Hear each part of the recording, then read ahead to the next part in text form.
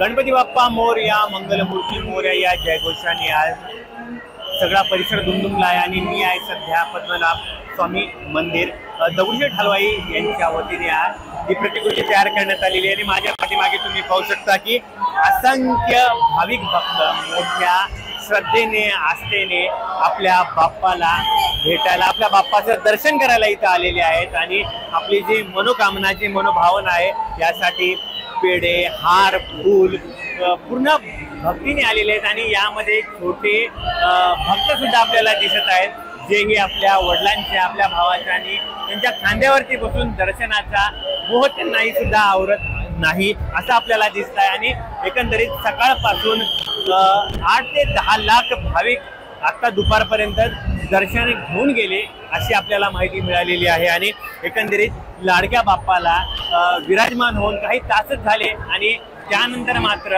अजूनही अशा प्रकारे सध्या बाप्पाच्या दर्शनासाठी भाविकांची रांगच रांग पाहायला मिळते. एकंदरीत या सहर्षाच्या वातावरणामध्ये फक्त गणपती बाप्पा मोरया, मंगलमूर्ती मोरया या जयघोषाने सध्या हे मंदिर दुमदुमत आहे.